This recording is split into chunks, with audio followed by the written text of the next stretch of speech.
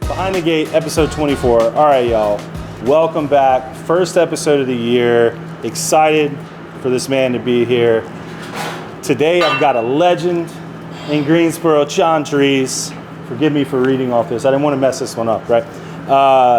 If you've been around the tribe for a minute, you've either eaten his food, heard the name, had somebody tell you, you have to try this. John spent decades in the kitchen, best known for Southern Lights, which is one of those restaurants that Greensboro still talks about. And he's still serving the community, just in a different way now. Small batch soups every Saturday at the Corners Farmers Market on Market Street. And we're still talking about his food today and how we pivoted, and really just excited to be here with him. Most of y'all know I grew up in Greensboro, lived in Green Valley, live in Sunset Hills now. So where Southern Lights was, that was the spot back in the day. So John, thanks for being here, buddy. Thanks for having me, yeah. So let's get right into it. For the people that don't know who you are, let's talk a little bit about who you are, and then let's tie that into kind of how you got started in the food industry. Greensboro guy, Page, class of 82. Went off to state in 1983 for one brief year while we won the national title. A lot of memories, a lot of not memories in there. Had too much fun. Ended up back in town. In the kitchen after that, had a short construction stint, but ended up washing dishes when it got cold that fall. And then from there turned into a kitchen guy. But just one of those things that I kind of fell into. I enjoyed it. I liked the creativity, but there was always food and there was always waitresses. So there was, good combination of warm and fuzzy all around you, right? So, but today we're jumping into a turkey curry lentil, right? Okay. We're going to start by cranking this guy up, and you'll hear it. You can't necessarily hear it on television, but there's a whooshing sound. There we go. Okay, right? Now we got to let this get hot. There's a little kinetic energy thing, a little physics going on to make it non-stick, just like any other pan that you use in the kitchen. We'll do a little kitchen lesson while we're here. We got to get this metal nice and hot. Okay. Once we get the metal hot, then we can put the non-stick cooking oil in there and follow it with the vegetables and the rest of it. There is very much a procedure to bringing this together to make all the flavors come together so that you can taste them the way you want to. Love that. Soup is not like tomato sauce. We're not going to cook this forever. It has a very small window of cooking. If you cook it forever, you end up with one mushy flavor. We want to taste celery. We want to taste the onions. We want to taste the different pieces and components and still let the flavors have some integrity. Okay. So that being said, we did preheat this a little bit so we wouldn't have to stand here forever, right? And good stuff. If you had a thermometer thing, it's one of those things where if you can touch it, it's not hot enough. Okay, but you'll see the oil kind of dance a little bit on here when we put it in. And this is, conversationally, it looked like a lot, but for the amount of soup we're making, it's really not a ton. If it smokes, it's hot enough. I was going to say that's typically how I judge it in my kitchen. Not that I can cook worth of shit. But the first thing is we don't really want it to smoke. But if it does smoke a little bit, that's not the end of the world. But when you put something in here, if it doesn't automatically make noise, it's not hot enough. Gotcha. So that was the alarm to ding, ding, ding, we're going to be successful. Okay. Our non-stickness is happening. We're going to be good. Sweet. So we're going to charge right in with our mise en place of celery, onion, carrot. There's a little bit of bell pepper mixed in there. All right. We're going to try and let this brown a little bit. We want to kind of caramelize some of the flavors on these vegetables and get some of this stuff to come to life. Okay, but it won't be long before we go with our spice package, right? And we're making a hefty gallon, about 15 gallons worth of soup. So we got about 20 pounds worth of turkey here. Okay. Right.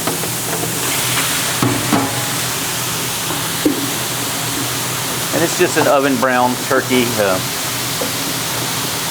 You can use lots of different proteins. This originally started off as a chicken curry lentil soup, but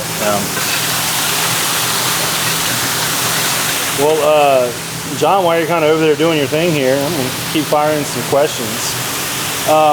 Tell us about some of your early kitchen experiences. I know you mentioned kind of in the mid-'80s coming back from state.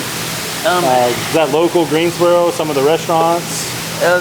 My initial experiences were, like I said, washing dishes and started cooking. But early in my career, I ended up doing a spot on the Lee Conard show, on the morning show. Okay. And actually spent 5 years on the Good Morning show doing recipes 1 day a week. And that's how I really learned how to cook. Okay. Because you couldn't fake it on television, right? I would imagine not. But at the same time, I had to test the recipes. Luckily, this was before the internet. If you wanted the recipe, you had to send a self-addressed stamped envelope to get your recipe every week. So that didn't happen a lot, luckily for me. And the TV station managed that part of the process anyway. I just had to walk in and give the receptionist my recipe. Okay. But I had to test the recipe. I had to make sure it worked. This was a weekly thing. It was like a part-time job putting this recipe together, and I have hundreds of these recipes in a notebook to this day that I should make my first cookbook, if you want to know the truth. I was going to say, are they all handwritten, or have you transferred them? No, they're all typed. They're all typed up. Okay. We had a computer. We just didn't have the internet. Is that this right here, or is this just for the soups? That's just my soup book because I'm an old man and I need to remember what's in stuff. That was going to be my next question. Do you have all of this memorized, or you still have to kind of? The procedure is the going through the steps is the memory part. Making sure I put the right amount of spices in there is the thing I double check just because. I got you. And measuring is something that you just can't. You can pretend like I could tell you that if you dump this about this much into the capful, that's about a half a cup, but that's not scientific enough for most people. Gotcha. So I'll try and use the cups when people are paying attention. But for sure. But now that this is you can kind of smell this come to life, right? So now we're to the next step where I need to get this bucket. Yeah, let me get out your way here. I used to date an Indian girl. So you're very curry friendly. Or not? I enjoy curry. I enjoy curry. I don't know if she'll ever watch this, but yeah. It was nice. It was nice. All right. So while you're dumping that in there, let's kind of talk about Southern Lights. Obviously, when people hear your name, they think about that restaurant. It was a Greensboro staple for a long time. Some would say legend status. But how'd you come up with that concept? It sounds like maybe you were there and kind of. I was a junior cook guy originally. There was 4 starting partners. Okay. And I just kind of I joined on as a partner when they split up. And a couple of them went to different restaurants, and one of them became a caterer. And so I became a junior partner in 1989. And then I just outlasted and outlived everybody else, to be honest with you. Had a couple guys died from cancer along the way, unfortunately. And there's several guys that are still out there in the business too. But it's not an easy thing. It's kind of an accident. It's kind of what I discovered. People want there to be this magic formula for success, but there's a little bit of luck involved.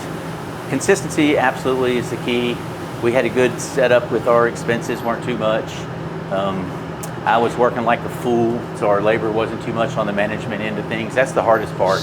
People don't understand is, if you got $1 million restaurant and you spend $50,000 on your manager, well, that's 5% of your total sales. Yeah. And your total sales are supposed to be 20%. It's supposed to be your labor. So if you're only supposed to spend $200,000 out of $1 million on labor, and you got $50,000 in one manager, you're not getting another rest of the staff for $150,000. Yeah. So there's some definite math challenges that people don't really understand when it comes to running a full-service restaurant. But at the end of the day, you don't know at the time. You're just motoring through. We're having fun. I started off in my 20s, and like I said, we were changing the menu every day. The customers would come in excited. It was a small place. We had the same wait staff for the first 10 years in a row, and that just something that resonated with the customers. They'd come in, they saw the same 3 people every Friday, Saturday night. And I say the same wait staff, we had the same Friday, Saturday night crew for the first 10 years. And so Thomas remembers Ann and Bob and Scott and Frank and some of the original crew that they're all still in the restaurant business to this day, I think. I want us to believe, but Southern Lights is a good, fun playground to learn. By the time we got to Lawndale, then it was a little more serious. Everything cost a little bit more. The expenses were more, and I had different partners. I had angel investors that were thank God I had them. That's the only way I got into business or moved the business. But after 10 years, I needed a working partner, was kind of where it ended up. When the pandemic hit, it's like, gee, I can keep working 70 hours a week by myself if I want to do this, but now it's probably time to reinvent myself, is kind of the way it turned out. So ended up becoming the suit guy. And I really like what I do here. We've got a nice kitchen to work out of. There's always somebody to talk and have fun with and play, but I don't have the same time restraints that I used to have in I know that the stress of the restaurant world was killing me, even though I didn't know it at the time. It wasn't until I kind of stepped away and was like, oh my gosh, there's so much more to life than working 7 days a week. And I've got a dog that I walk every day now, and a wonderful girlfriend, fiance. So there's just a different, I got older, I guess, and more mature, and my priorities changed, and I wasn't trying to chase success so much as trying to, or chase a paycheck and success so much as I did early on. Yeah. So, but nowadays, this is it's just as satisfying. But I don't have, like I said, I don't have the same time restraints. The only place I have to be is Saturday morning from 8 to 12. Yeah. And so I can carve 4 hours out after spending 7 days a week committed to a facility to spend 4 hours a week. I got that. That's it. It's still fun, you know. So anyway, well, I got to move around here one more time. You're good, buddy. It's nice. I'll keep talking to you. It's nice to hear you say that. I think as a, you know, I'll say middle-aged, younger entrepreneur, business owner with a 3-year-old son too, and it's so easy to fall into that working 15, 16 hours, sleepless nights, you know, worrying about payrolls and, you know, everybody else. It's so easy to forget yourself, and just being intentional to make sure you give yourself and family enough time. It's challenging. So I'm glad that you were able to find that here with this. That's awesome. No, I really did feel like I was working to make payroll a lot of weeks, you know, just because what people don't understand is every year your expenses go up. The insurance goes up, the rent goes up, the water bill goes up, Duke Power gets their share jacked up every year. But your business doesn't necessarily go up every year. Yeah. You know, now when you first start a business, the first few years it does grow. But after a few years, it gets to a place where it can only grow to a certain level, and then all of a sudden your facility has limitations. Yeah. And that's why we had to move from the first facility. It wasn't that we didn't love the location. I lived 2 blocks from that place, raised my family in that neighborhood. It was awesome. But the facility was only going to do so much. Yeah. And it wasn't enough anymore. So we had to move to a bigger facility that had more parking. And then it made sense again. And that's why we had 10 years at the next location. So.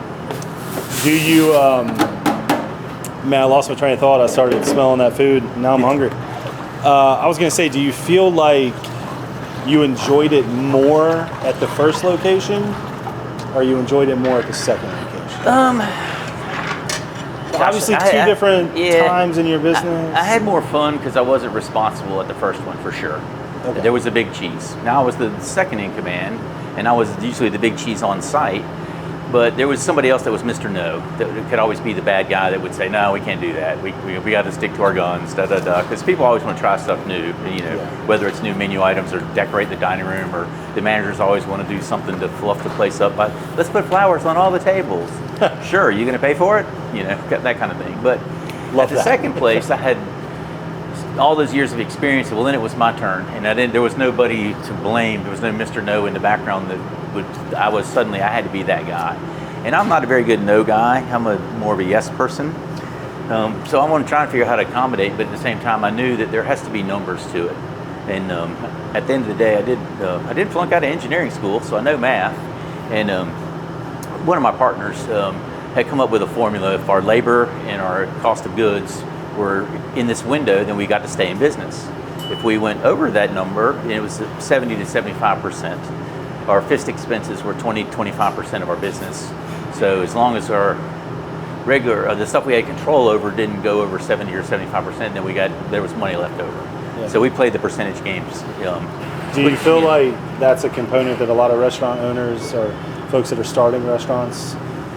Yeah, unfortunately, most people don't do the math until they're into it. They've already signed leases and they're started to dive into it. Then all of a sudden they're like, holy crap, I've got to do $2,000 a day just to break even. is all of a sudden the kind of the numbers that we came up with. Because, your rent's $8,000 a month, your gas bill's $1,800 a month, your power bill's anywhere from $600 to $1,600 depending on the season. I mean, your bills are real. Yeah. You've got to bring in money. It was one of those things where, as much as I didn't want to, we were 7 days a week because we needed to bring in money 7 days a week. Yeah. It would be nice if we were Chick-fil-A and we could take a day off and have enough revenue on 6 days, but my world never got there. We were always, and the problem was Sunday was a good day. It was always our third best day of the week because there were some people that didn't want to work on Sundays, so it wasn't as full competition-wise, but it was the day that a lot of people wanted to go out. We did a good brunch. We did a great Sunday night business. I love a Sunday brunch. Yeah, now, who doesn't like a Sunday brunch? Yeah. So never had a Bloody Mary before noon on a Sunday before. Yeah. Right. Well, thank you for sharing all that. Let's get to kind of what could be seen as maybe a sad moment, but kind of this maybe turned to a happy moment for you, closing the restaurant. Yeah. Emotional? It was a tough decision, absolutely emotional. I had 3, like I said, angel investors. They were a little bit older. They all had compromised immune systems. One of them had a major transplant. So my partners weren't going to come into, they were done. They couldn't come into the restaurant for just health, safety reasons, for their own safety. So that was kind of a weird thing. It's like all of a sudden, you're going to be on an island by yourself. The people that you know and trust the most can't come visit you, Still taking in the smell. But employees became the real challenge. I always tell people customers are easy. They tell you what they want, when they want it, how much they want to pay for it. They won't leave any details out. Your employees will kind of tell you what you want to hear, and then they might not show up for work.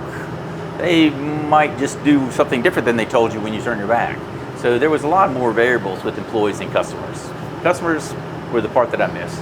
Yeah. Employees were always the challenge, even before the pandemic hit.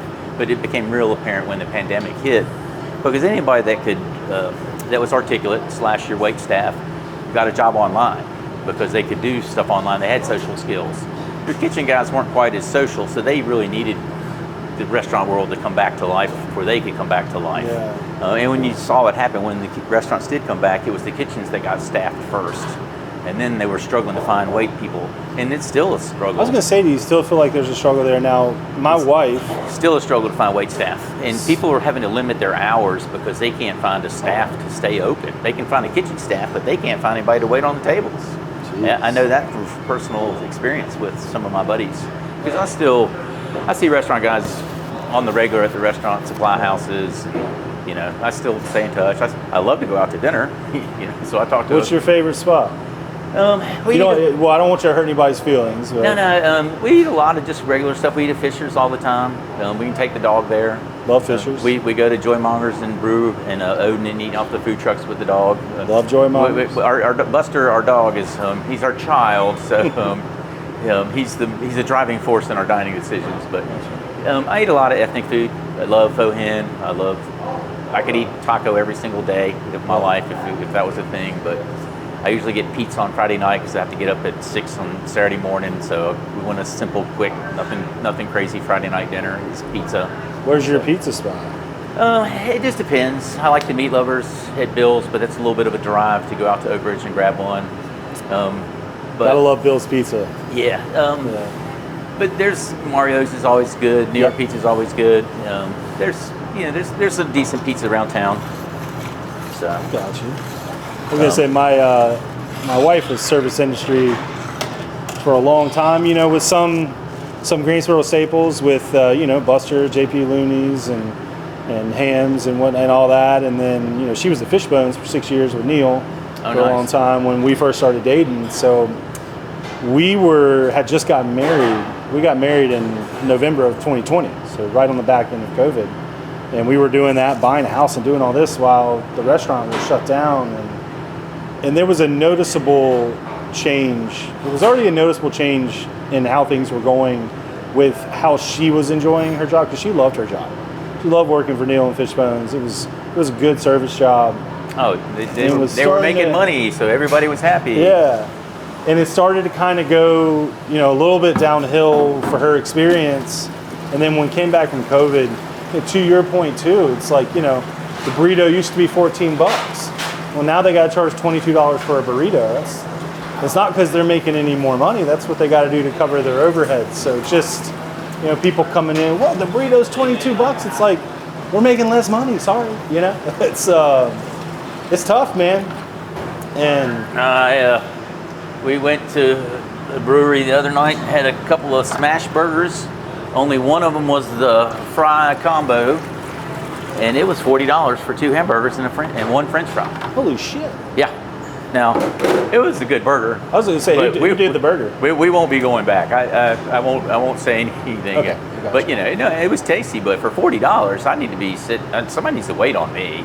I'm not going up and waiting on myself and then cleaning up behind myself and doing everything. That's too much for that kind of money. I got to imagine for $40, you could probably cook one hell of a smash burger yourself. That is definitely my dilemma as far as going out, because I feel like I can do anything we do. We go out and eat. Been there, done that. Got a T-shirt. Heck, I got some trophies and stuff, But at the end of the day, we're going out because I cook all day. My girl doesn't want to clean. There's the same reason that everybody else wants to go out and get waited on. And we do. We've been to Freeman's twice in the last week. We do Fishbones a ton. The Sticks and Stones that's in that wheelhouse of things that are independently owned, but they're not crazy price that you can afford to go to a night or two a week. Absolutely. We live on Elam, so she worked at Fishbones, but all right. How you doing on time here? I know you said. I've got probably 15 minutes for this is going to be done. Okay, perfect. I can walk away from it and No, we're great. I love the action sites. How much will one of these make? That's a 10-gallon line, and there's a 15-gallon line. Okay. So this is supposed to end up about 10 gallons. There's a couple scratches on the back here you can't really see, but the biggest batch I'll make is about 20 gallons, which is 80 quarts. 80 quarts. That's a lot of one flavor. So now, how would we'll kind of get in, moving on from the restaurant and whatnot with the soup stuff. Kind of tell us where that started, and then we're talking about 15. You said make about 80 quarts. Looking at the farmers market on Saturday, how many quarts will you sell? Just kind of take us through all that. So minimum batches, 10 gallons, about 40 quarts. Most things are in the 15 quart range. 15 gallon, 60 quart range. Freezer space was my limitation. I had 120-ish quarts worth of space here. So I had rented, and I still rent a warehouse space, which has more freezers in it. But I can only make it so fast to get it in a freezer here. And so I was making 40 quarts at a time so I could make 3 different flavors. So I have 3 different choices of inventory. But then I got more freezer space, so then I started making bigger batches of things because it just makes more sense. It's the same amount of time to make 40 quarts as it is to make 60 quarts. So why not?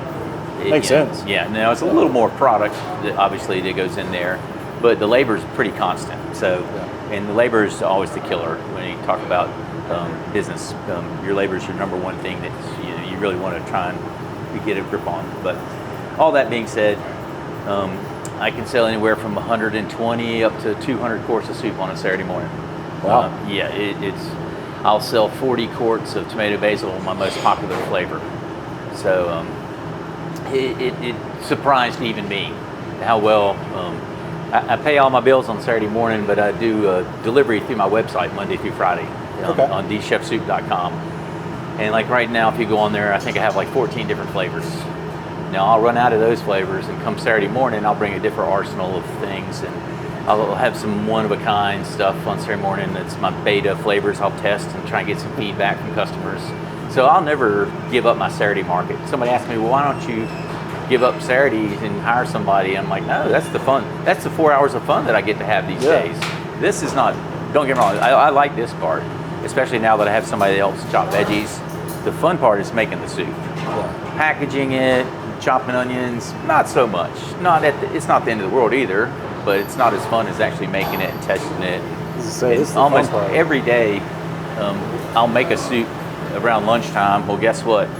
Everybody here gets a little taste of soup for lunch. It never hurts anybody's feelings. Consequently, chef soup is popular here in the kitchen. People like us, and everybody likes to eat somebody else's cooking. Is also part of the dynamic. Sure. When you're sitting there cooking all day long, as a cook, you can't eat your own food. There's just something that goes wrong in your brain after you've been sitting there staring stuff. Now, don't get me wrong, it's filet and shrimp, but there's some exceptions to the rules. But generally speaking, it's always nice if somebody else fixes dinner. I like that. So you hit on something a few minutes ago. If I'm somebody that's watching this episode and I want to try some of this delicious soup, now outside of the Saturday morning, there was a website they could go to? TheChefSoup.com. TheChefSoup.com? Yeah, they wanted $4,000 for Chef Soup. They wanted $40 for the Chef Soup. Smart move. So the math was easy. I like math. Yeah, so, labor. But, So, but in the meantime, it's just as easy to remember. It doesn't. You only have to punch it in one time, and then your computer remembers it. So somebody told me that you're supposed to have a short address. Well, SouthernLightsBistro.com was never short, and that never stopped anybody from getting on our website. So because you only do it once. I was gonna say you go there enough, it auto populates anyway. Yeah, exactly. So I'm gonna let this turn this off for a second. Okay. This thing is acting a little janky where it won't get the temperature and turn off. It just runs constantly. Okay. So I'm gonna let it cook for a second. Come back, check the doneness on the lentils once it quits, when it's not so hot that I can actually taste it. Okay. So how long do you need to wait until you come back? 5 minutes. 5 minutes? If you want to go walk and look at a freezer, and I can show you how we let's end go up to with the some different freezer. stuff. Show me that, and I'll post some rapid fires at you. Let's. And then we'll spread them out on some shelves in the walk-in and try and cool them off that way. Okay. And then after they cool for a couple hours, then we'll stick them in the actual quart containers. Okay. So. You said tomato basil's your. It's my number one flavor. Everything doesn't end up in a quart, so I make these little remnants to give away as little samples. So, and then I do have I'm going to make a different size for a French baker downtown at Julian at Baked. Breakfast in Paris. I'm sorry, it used to be Baked. It's Breakfast in Paris now, but he wants a little different size. This is downtown Greensboro? Downtown Greensboro on Elm Street. Yeah, so, cool. But this is what 83 quarts of tomato basil looks like. Hell yeah. So, and then there were some samples made I made a few extras because you can't give away enough tomato basil. So, it's a staple. But you can get about 110 quarts in here. And so I've actually bought a second freezer so I could up my production this winter. Okay. I just got this like 2 weeks ago. Nice. Yeah, so, but normally speaking. How many times will you fill this up a week? Oh, 3 or 4 times. Okay. So I've been selling as much through my website over the course of the whole week as I do on Saturday mornings. And it's mostly because of my Super Tuesday. No politics, but you order 3 quarts of soup, I'll give you a 4th quart of tomato basil for free. That's part of why it's my most popular flavor. But it's more about it's the grilled cheese champion, and it's super versatile. It works with tortellini, it works with raviolis, it's pretend pasta sauce. It's just kids like it. Everybody likes tomato soup. It takes them back to their childhood, I think. Oh, for sure. So cook up grilled cheese right next to it. Yeah. So. Do you feel like? Sorry, I'm train of thought there. As far as getting it to folks, do they order online? Do you ship it to them? Do they pick it up? How does that go? Jump in the car and drive it to their house and leave it on their door and ring the bell. And most people I actually see. No shit. I was really surprised how many people are at home when I deliver. And it's more than 50%. So how much time do you spend driving every week? On Tuesday, when I do my Super Tuesday, it gets silly. Yeah. I did 46 deliveries last Wednesday. My record is 50-something. Now, I'm not going to be that busy this week, thankfully, because it depends on partly of what I have on my website as far as availability. Gotcha. So, and also, we didn't do a good marketing job this week as we did last week, is what I've discovered, because I've already can look and tell from just how it's doing today. Yeah. But I'm at that place where I need to hire somebody to help me drive on Wednesday. Is my next little challenge. So, because I really need to be here making soup. Like I said, the veggie chopping and some of the things I don't have to do, but actually making the soup and being the last one to taste it is always going to be my first priority. Yeah. So, I was going to say, it sounds like going back to the restaurant days, you enjoyed the consumer, the customer too. So I'm sure like leaving that part of where you might drop some stuff off, say, hey, good to see you again. You know, that's something you enjoy. Yeah, absolutely. And then I have the same regular folks that come by on Saturday morning, you know, and we'll sit there and how was this week in blah, blah, blah land? You know, how's so-and-so's knee surgery, or, there's a lot of stuff going on in people's lives that they're happy to share with you on a weekly basis when you only see them once a week. For sure. So, okay. if I could only see my kids once a week,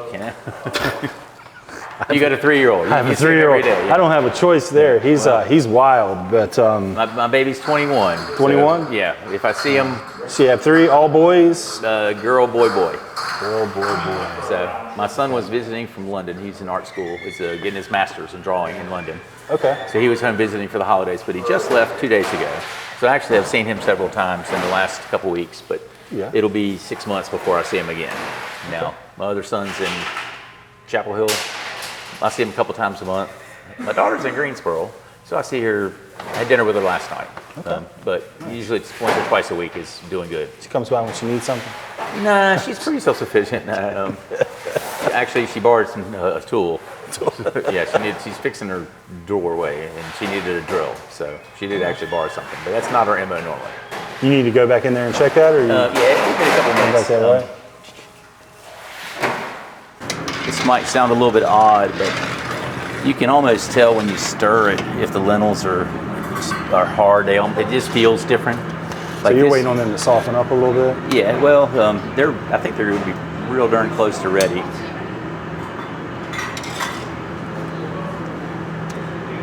Not quite. They still need a couple minutes, but they need a couple more minutes. But again, the trick is to not overcook them and turn them into mush.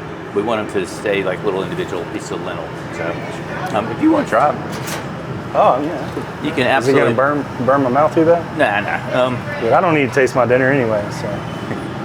I mean, definitely blow on it in a second, but I'm just going to go with some of that broth. One random pepper. Is this good? Oh, I love curry. I feel like I'm on a cooking show now. That's so good. So there's several soups that I can make that I can start with the base, and then I can add different stuff to it. Like I make a plain potato soup, I'll saute some leeks, and it becomes potato leek. So I get 2 for 1 on some of my flavors that way. But this is one of those standalone things you just can't do anything with.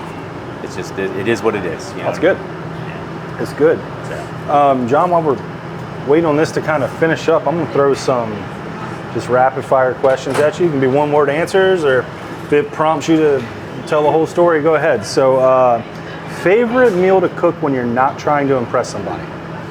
Spaghetti. Spaghetti? Yeah. Just straight up old school spaghetti, meat sauce? Bolognese, yeah. Bolognese. Meatballs in there or no? Ground beef, tomatoes, spaghetti noodles, angel hair for feeling crazy, but let's flip that. You are trying to impress somebody. Maybe a girl. You're trying to impress a girl. First time you're cooking for them. What are we cooking? Definitely some kind of seafood dish. Okay. I don't know if you bake a halibut or some kind of cod or some kind of whitefish. I'm okay with a whitefish. But sea bass guy, like a sea bass, over risotto cake or something. Okay. Like a surf and turf. You had any surf and turf? Well, you want to make sure that it sheets everything. If you're a cook, if you're a chef guy like me, you can't date somebody that has this little tiny window of stuff they eat. That was always the first question. If you say, "Are you allergic to anything?" They go, "Well, yeah," or "No," and then they'll tell you this laundry list of things that they can't eat. Then you don't even go out with them. You just can't, So.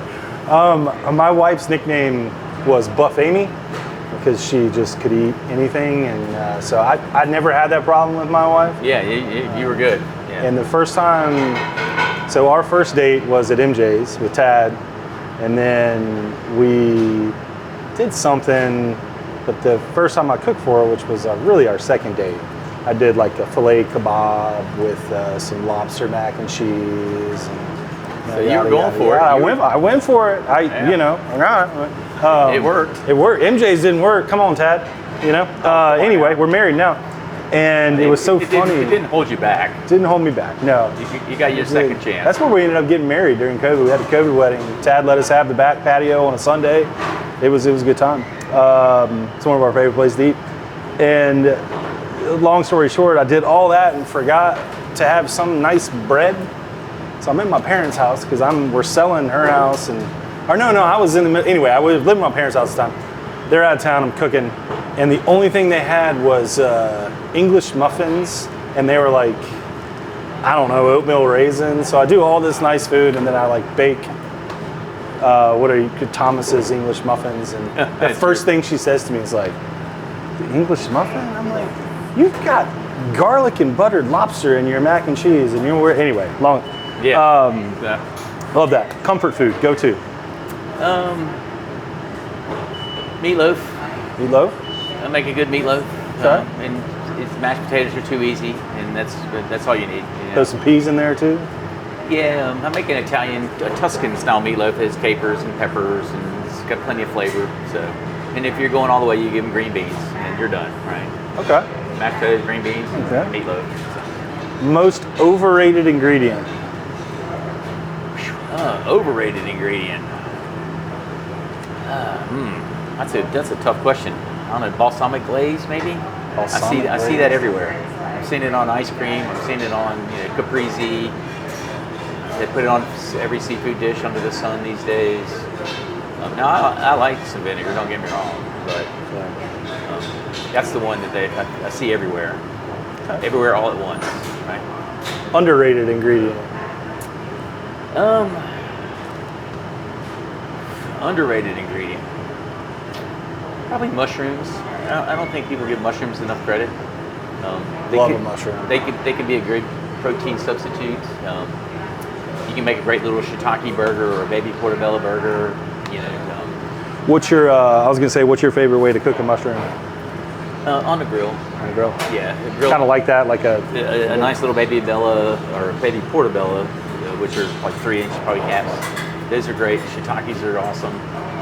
I'm still trying to perfect the like cooking mushrooms down in like a wine sauce to maybe have like on the side of a ribeye or something like that. I'm getting better at it, but I still can't get the consistency, like the thickness. Are you starting with a dry pan? I'm starting with a dry pan. And lots of mushrooms. And then I put the mushrooms in it. And then I'll do like some garlic and butter as the base, just to kind of get that cooking a little bit. And then I'll put the wine in, and then I just kind of add flour until I get the consistency I want. But somehow, like, it's just one of those things I wish I could. 50% of the time is fantastic. The other 50% is, I just want to be able to do it really well each time. So start with a dry pan. Yeah. What kind of flour you use? You use the shaky flour?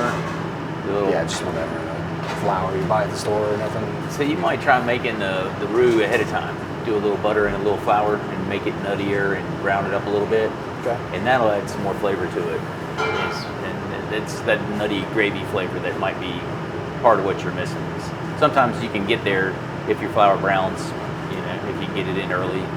But and then sometimes, like if I'm doing a fillet in the pan, I'll cook the mushrooms in the leftover. I'll get a lot of the juice out, but I'll kind of cook it in the leftover juice, and I use some thyme and garlic and sometimes rosemary in that, so I kind of get that flavor. And then I'll just dump the wine in on top of that after I cook it a little bit. But again, it's like 50-50. It's the consistency that I can't get down. Yeah, probably half the time it's super hot and it reduces down the right amount, and sometimes it's not quite hot enough and it doesn't reduce as much. And because most people don't realize that a lot of in kitchens you use a lot of reductions where you pre-reduce the stock, and you won't pre-cook the wine. Don't get me wrong, but there is a reduced sherry. There are reduced flavored alcohols that you can add to stuff, so that you don't have to cook them down as much.